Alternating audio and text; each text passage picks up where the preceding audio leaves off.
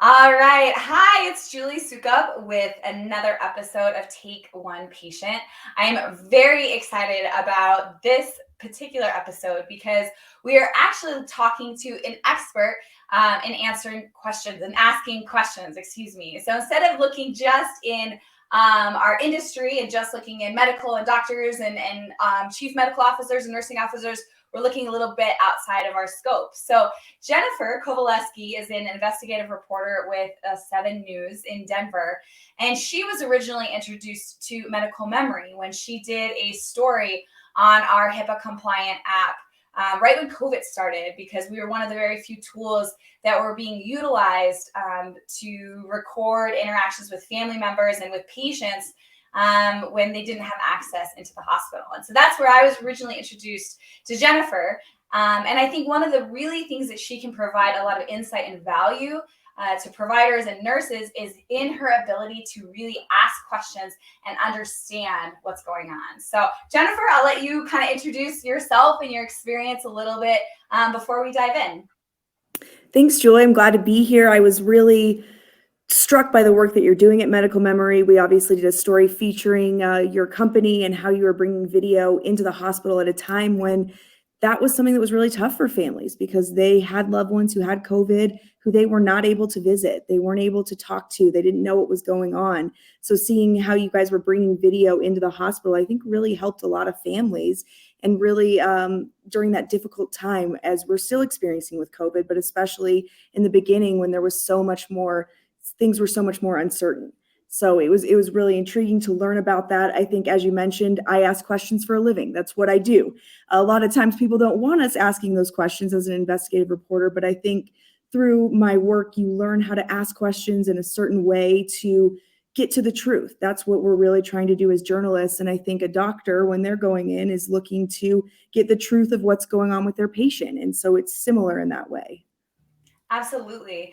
And I think one of the interesting things and where we kind of started thinking about this and the applications here is a recent study that we are looking at doing in the emergency department, in the emergency room. And one of the things that really struck me when we were looking at ways we could solve challenges in the ER and in discharge was when some of the leadership would say, hey, one of the biggest challenges or time gaps is patients that come in, they're upset, they're not really understanding what's happened to them, they're not really understanding what they need to do. Emotions are high, pain is high, stress is high, and they find themselves repeating themselves, their story changing, a lot of those different elements where a provider really has to dig in to really understand, what has happened and what they can do about it. So that's why I think this was really useful, and to kind of get your insight is, how are you able to typically, or what skills do you typically use to be able to really start asking and kind of getting for you would be, I guess, a source, but similar to a patient to understand what's happened or happening? I think the biggest thing when you're asking questions is really focusing on that why. Why are you here? What do I need to know? In terms of making sure that you're really getting at the why. And why is this happening? Why questions are always really something that we go to. I also think listening is important. One of the biggest tips I would recommend when we've got a really tough interview or something where we've exposed something, and it may not be an interview that person wants, but we're holding the powerful accountable, is silence. Sometimes saying nothing at all makes that person really take a step back and think about, okay, well, what's happening? And they could just kind of start talking because nobody likes that awkward silence. So I've found that just pausing after you ask a question, nobody likes to be uncomfortable. So they kind of start talking. And that's sometimes when you get the best answers to your question. I also like to, whenever I finish an interview, I always say a little bit different for a doctor, but we always say things like, is there anything else that you wanted to add that I didn't mention? That's sometimes an opportunity. We get the best sound bites, as we call them, from that question because something that maybe we didn't think to ask, they want to mention. And I think a doctor could use that in the same way of, hey, we've talked about this, but was there anything else that you wanted to add or that you wanted to share that I didn't talk about? And maybe that's where some of that more of the truth comes out, or hey, I've been feeling this and I didn't mention it. So those are some of the tips that I would use, that I do use in interviews to get to the truth and to make somebody comfortable. And I think that's a big part of it too. A lot of times when I'm doing interviews, a person may never be comfortable because we're there because they don't want us to be there, right? We're exposing something, but that's not always the case. Yeah. A lot of times we're talking to victims who have experienced tragedies, who have gone through a lot. They don't want to be in front of our cameras, but they're sharing a story about their loved one that they lost. So having that rapport and talking to them off camera, or in a doctor's perspective, having a conversation with them before they start asking those tough questions or those questions about their health, I think makes a really big difference. Yeah. And it's interesting that you say that. Another one of our podcasts that we did with a gal who does cosmetic sales was really talking about like framing why you're asking it. Like, I'm going to ask you these questions because of XYZ, or this is why these are going to be asked a certain way, and just kind of explaining the why behind what you're asking and why you're asking it can oftentimes put someone at ease. So they're not feeling like, the light's on you or something along those lines. Like we're on the same team, and trying to figure out what's going on and accomplish what we're wanting to. Right. Let's expose the problem. Let's figure out what's going on with your health. I think those, are the same thing, just in different professions. Yeah, absolutely. Well, and it's interesting, even though you say kind of your last question, which is there anything else that I didn't mention?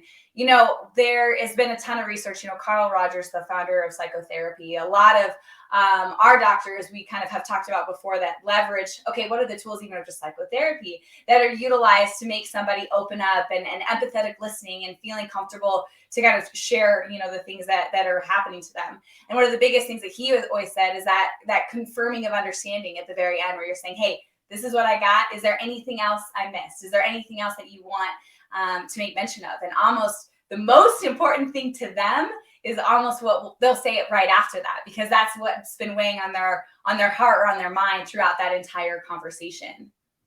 Mm-hmm. Well, and exactly to your point, I also think it's taking a step back and actually having the conversation. I think a lot of times when you're go, you're from one interview to the next or from one patient to the next, you're just kind of going through the motions. And sometimes I like to take a step back and say, okay, we're here. Let's talk to this person. Let's get to know this person, not just ask the questions I know to ask, but really become a part of that conversation, really get to know that individual, which we all, as life's busy, work's busy, it's easy to kind of disconnect and go through the motions. But I think the most powerful interviews I've done are when you really become a part of that conversation. You get to know the person and you're really engaged in what you're doing and not just going through the motions. Right. Well, and as you said, sometimes maybe even that pause or that check-in or kind of that breath before you're talking to that person, just to almost reset and say, okay, for them, for me, this might be just my next interview, or for me, it might be this next patient, but for them, this is their story and this is their struggle, and making sure almost like you reset right before that. I think that's really awesome, like as far as how you said that too. Yeah, no, and I think it makes a big difference. I think just like anything, knowing somebody and getting to feel like they're on the same level as you in terms of that you want to solve this problem. You're looking at what can we do for your health, or how can we tell your story? How can we make a difference in the community? And that's really what we're looking to do. And so for us, it's interviewing as many people as we can to become, experts on a topic. And I think from a doctor's perspective, it's maybe getting as many people involved in that person's health as possible, because maybe they won't tell you the full story, but their daughter knows a little bit more, or their son knows a little bit more. And I know that doctors' time is very valuable and they only have so much, but that's how we really peel back the layers and get to the bottom of the story, is by getting to as many sources as we can. And I think that that's some of the same when you're talking about medicine and someone's health. How do you typically, and that's a great point, especially when someone's been brought into the ER, because oftentimes, there's other people that are there, or when you do have an older patient or a child, that's the patient. How do you really kind of manage multiple people when you are trying to understand something, especially when they're physically together, to understand kind of what they're talking about, what their story is? So for when we've got multiple people at an interview, I think it's really the tactic that we use is to try to let the other person finish before the next person starts talking. Because I think a lot of times when you get a lot of people in a room, everybody's talking at the same time, you're trying to figure out what's going on. So I kind of always try to frame it as, I'm going to ask one question I want both of you to answer, but let the other person finish before you start talking. Or I'll direct the question if I think this person may be a little bit of a better expert in this area. I'll talk to that person first and then go to the other person. So I think it's really managing the room and managing who's there to kind of get what you need. Because I think in those situations, it can be difficult because especially when you're talking about someone's health and especially if they're in the ER, and that means that things are bad and you're trying to figure out what's going on. And if you're a loved one, you're probably scared and you're just talking, maybe you're rambling and kind of redirecting to say, hey, what's going on? Let's take a step back. Let's stay on this topic. Then we can go to the next topic. But letting that person feel heard, I think helps to alleviate some of that anxiety. Maybe they're a little bit more comfortable talking about it and they know that you're not just blowing them off. You want to hear about that, but right now let's talk about this and then we'll get back to that. Right. Well, and it's interesting even too, when you're talking about just anxiety and some of those pieces is there's a ton of studies that have also been done about, white coat syndrome, which is when, a doctor comes in, you almost freeze and you don't want to say, hey, I haven't been watching, what I'm eating, or I totally lied to my dentist last week. I was like, oh, I floss every night. Like, no, I don't. Like, why am I lying to my doctor? Like, and so it's like that white coat syndrome of, where patients will either just like kind of shut down or just not be super, super straightforward. Obviously, like a doctor can kind of tell that, when you are having situations where you can kind of see it's something or it's not feeling straightforward. A, how do you usually notice that? And B, what are kind of the questions you get to kind of refocus them or get them to like open up when you're like, it's probably not entirely accurate, in that capacity.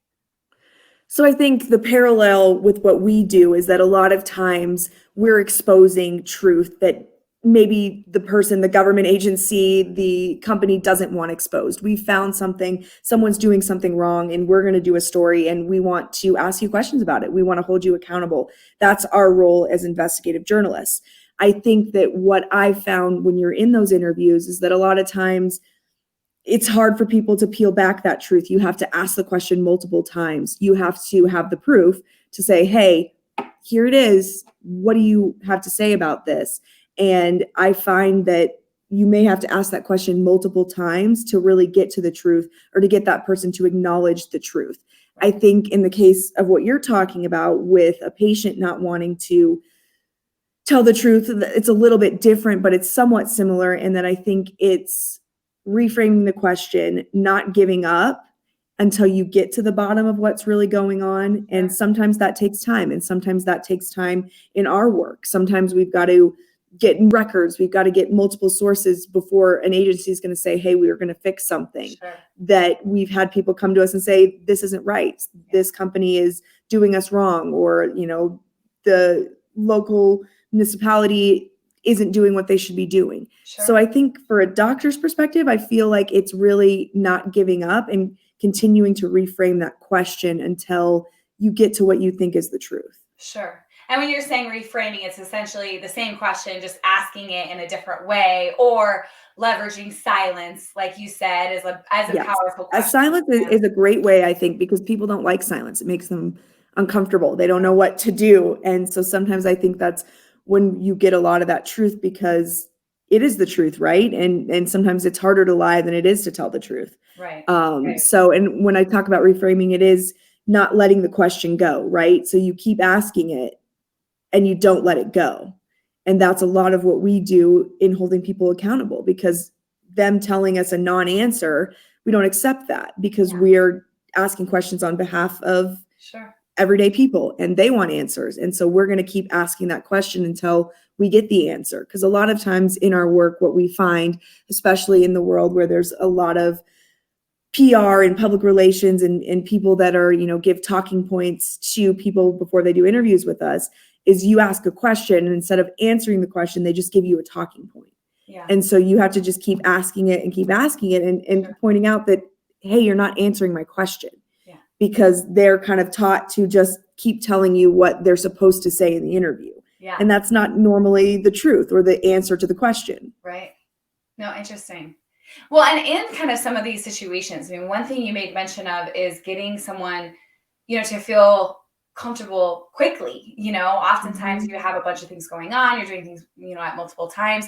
What are kind of the tips that you use to kind of put someone at ease or build a little bit of trust quickly before you start, digging into some of the questions that you may have.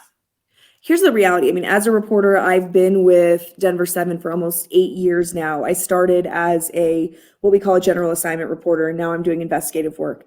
And when I was a general assignment reporter, the sad reality is we cover bad news. We cover tragedies, we cover car crashes, we cover shootings where people lose their loved ones. And so I've knocked on a lot of doors of people who have just lost their family members. And it's not an easy door knock. I don't enjoy doing that, but it's just part of the job. And I think what I've always tried to do is to be human and not just be a journalist. And so I've always kind of said something similar in terms of, hey, I can't imagine what you're going through because I don't know. I've never lost a loved one in that way. But I'm here to let you have the opportunity to have your loved one remembered the way you want. Yeah. And if you don't want to, that's up to you. But that's why I'm here. I'm not here to, make this even harder for you. I understand you're grieving. This is just, I want to give you the opportunity to have your loved one remembered the way that you want. And I think that is somewhat similar in terms of it's being human. It's so easy to kind of get into, you've got to do this, this, and this, and not being human. And people don't gravitate towards that. And so, it's giving somebody a hug when they're having a really bad day.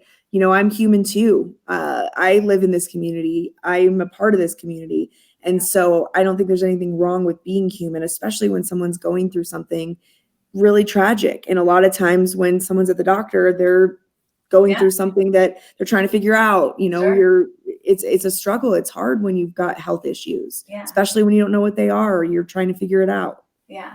Well, and it's interesting that you say that, because outside, we talked a little bit about the ER and how this is utilized, but for the most part, a lot of our physicians were utilizing medical memory before COVID and before, like in acute care, where they were updating family members and providing these recordings to family members.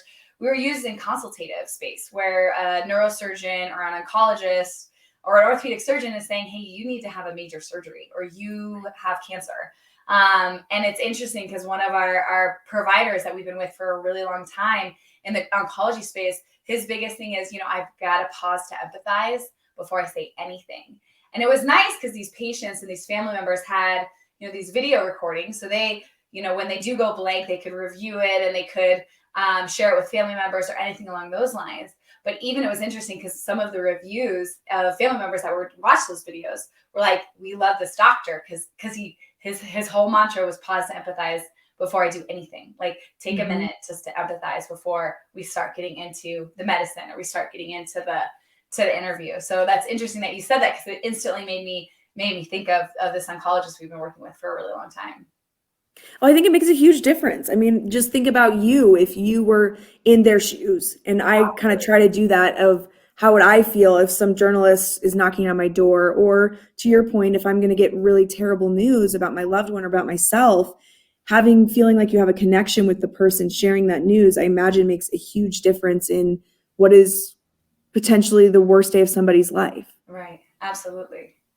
Now, one other thing that I think is interesting, and you work and have met a wide range of people, from kids to elderly people, many different cultures, races, all of those things.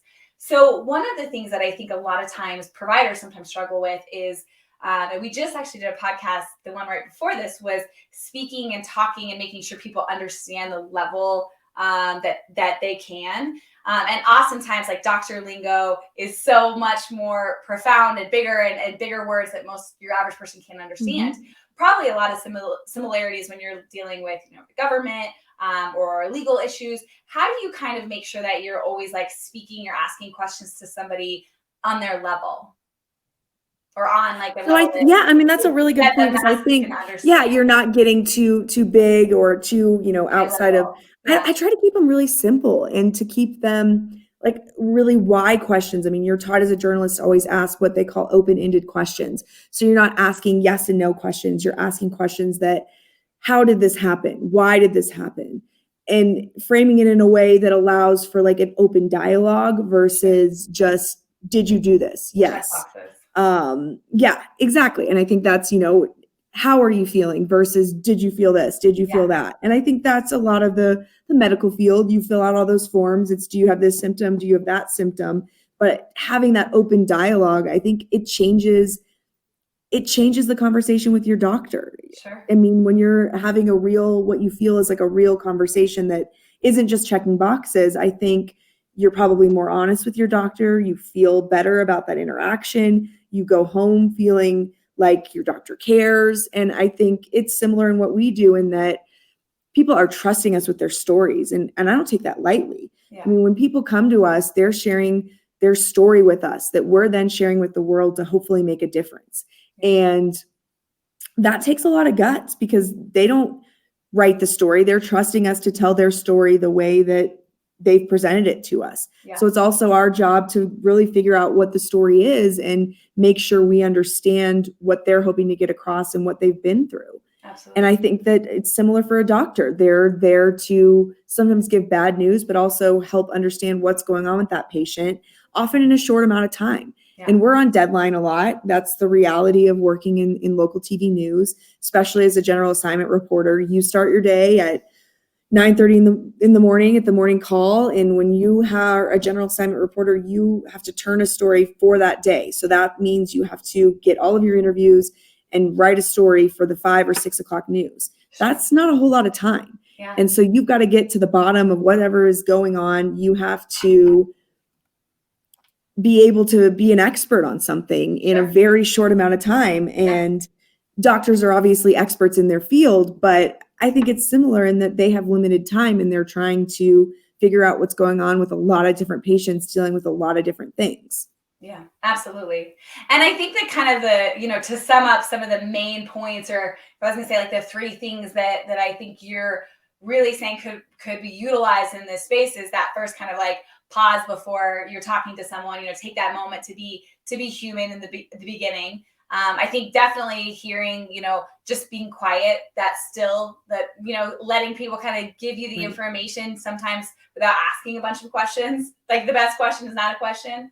Yes, absolutely. I think silence is key. What else, anything I missed or anything else you want to kind of talk about? I mean, I think those are all like 3 incredibly relevant places kind of that tie in almost immediately to the medical field.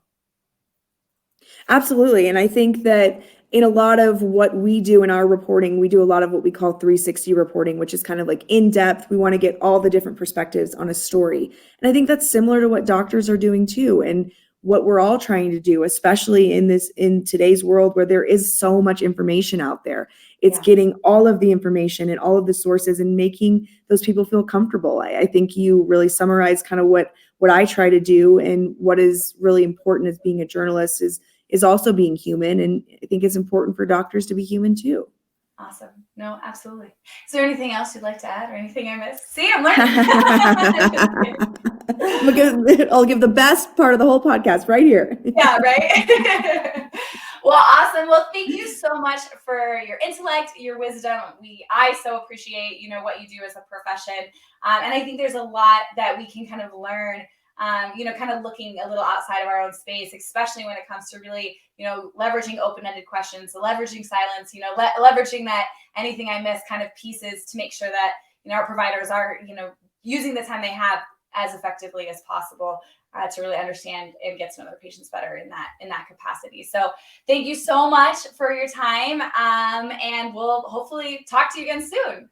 Yes. Thank you for having me. All right.